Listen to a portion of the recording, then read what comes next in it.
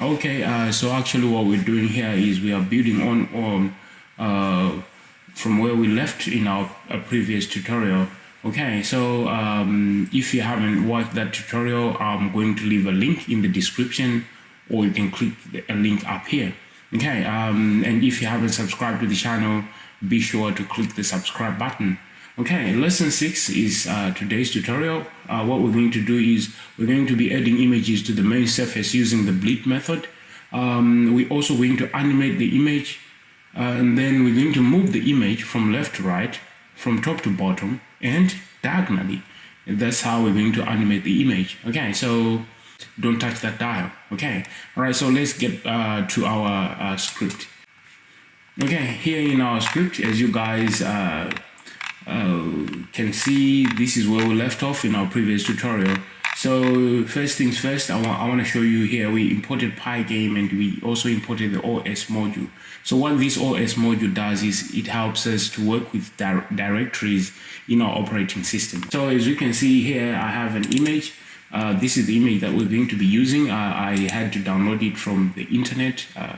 And then I actually placed it in a folder called, or a directory called pics, which is in the same directory as my project here. Okay, so what we have to do, so for us to place images on our surface, we have to first create a variable. So I'm going to create a variable called basketball here, and then what I'm going to simply do is call Pygame dot image. We're working with the image module, and then we load that image.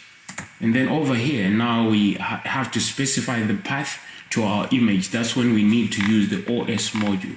So in OS, we call OS and then dot path to specify the path, and then we want to join that path.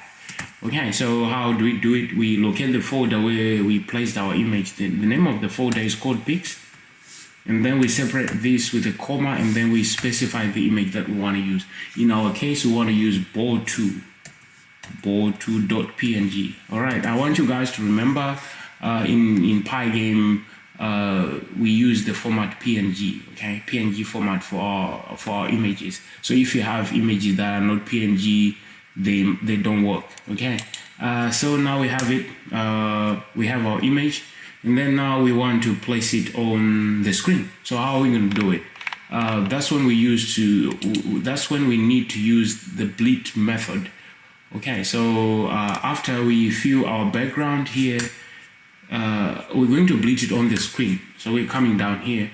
We also call the screen, and then we say dot bleed like this. Okay, so the bleed method takes two arguments. The first argument is going to be the image that you want to bleed on the screen. So our image is basketball. And then the second argument, which happens to be a tuple, is a place where you want to place the image. So in our case, I'm just going to pass in 100 and 100. This is X and Y coordinate, okay, where you're going to place the image. So save this and run this. You guys will see an image on the screen like this one. Okay, this is our basketball we have placed on the screen. All right, but this looks too big, so we want to make it a bit smaller. So how do we go about it? We can use another method in we call this basketball again. I'm just going to use the same variable name. You can change the variable name, and then we call Pygame dot transform this the transform module, and then dot scale. We want to do with the scale. All right, so in here we want to pass the image that we want to scale down, which is basketball. All right, and then this image is the one that we want to scale down. And then the second parameter is obviously going to be the dimension. So it's going to be a tuple 2. So it's going to be a dimension, X and Y dimension of that image. So we want it to be X width and height rather. Sorry, it's going to be the width and the height. So we want the width to be 80 and the height to be 80. We want to be sort of like a square. So if I am to save this and run this, you will see a smaller ball here. Okay, because we have scaled it down to 80. We could actually put lower numbers here and then make it smaller, so you can actually play around with these numbers. All right, after we finish with our with this placing the ball, we have this is what we call blit. Blit is actually short for block transfer, I believe. Block transfer, which is transferring one surface to another surface. That's what we're doing. We're transferring the image surface to the main surface. Like I told you guys, Pygame is about surfaces. So each and everything that you add on your surface, on the main surface, is actually a surface. So the image is a surface that we're placing on another surface. So that's what's happening. So we call this bleed method. All right. So if each time you want to add something on the surface, you have to bleed it on that surface. Okay, perfect. So we have done our first part. This is our first objective, was to add an image to the main surface. We're done with that. Now we want to animate the image. Whilst we animate, after we animate that image, we're going to make it, move in different directions. That's what we're going to do. So we're going to combine these two. All right. So how do we do that? How do we move this image? Okay. So let me run this script. Right, as you can see, guys, this is just an image, okay? So in Pygame, you cannot move the image alone, okay? You have to put it into a rectangle, and then you can move it. All right, so we need to call a method that will create a rectangle around this image, and then we can move the image. So in Pygame, we have a method. So I'm gonna come down here, basket underscore rect, because this is a basketball rectangle. Is gonna call basketball this one dot get rect, get underscore rect, like this. Okay, perfect. So now here we can pass in these coordinates 100 and 100. So I can actually say x is equals to 100 and comma separated, y is equal to 100. And now down here we don't need this. We don't need that. Now we can call the basket rect down here. We can say basket rect. And then obviously this parenthesis. If I save this and run this, you will see the same thing. The image is still placed on the same location like the last time, okay, because we have passed in. If we did not pass in x and y here, let's say I didn't pass in this, I run this, you see the image right now is in our top left corner because we didn't specify where we want to place the image. So we can actually, I'll actually put back the x 100 and y equals to 100, coordinates here, so that at least it's placed down here. Okay, it's clear, we can actually see the image. All right, perfect. So we have done this. We have created a rectangle around the image. Now what we need to do is to move that rectangle. So there's also a method called move. So as you can see, we have created this outside the loop. Now we get into our loop. Now I'm going to call basket rect is equal to basket rect dot move. We want to move that basket rect. Okay.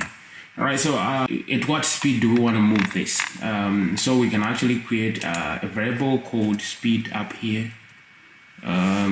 And then within this variable, we want to pass in the x and y. So we can actually create a list like this and say 2 or 3,3, like this. This is 3 speed for x and 3 speed for y. Okay, and then down here in the move, we then pass in this speed. And then if I save this and run this, you guys will see it's moving diagonally. Okay, so this is one way of moving the ball, of animating this ball. We can move it diagonally by passing in the same speed for the x and y coordinate. Okay, so what happens if you want to move it, like horizontally? You don't want to move it vertically, you want to move it horizontally. So it means it's going to move, the x coordinate has to move, but the y coordinate does not have to move. So you place in a 0 here, and then you leave the x coordinate here.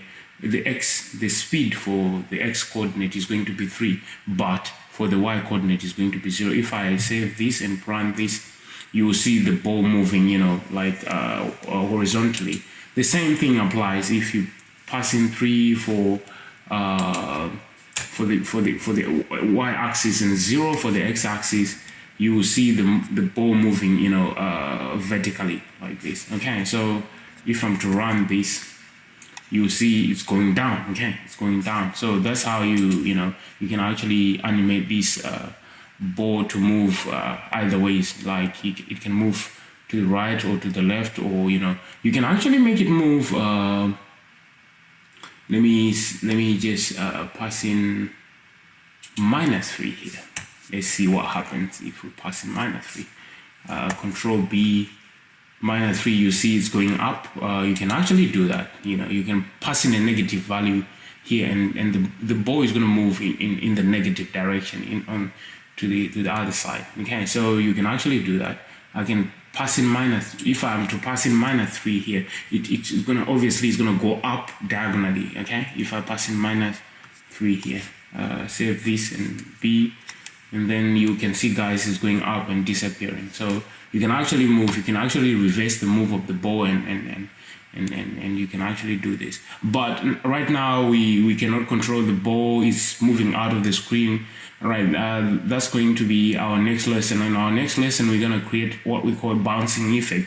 So we're gonna sort of like create a fence around which the ball can only bounce within. Okay, it cannot go beyond that boundary.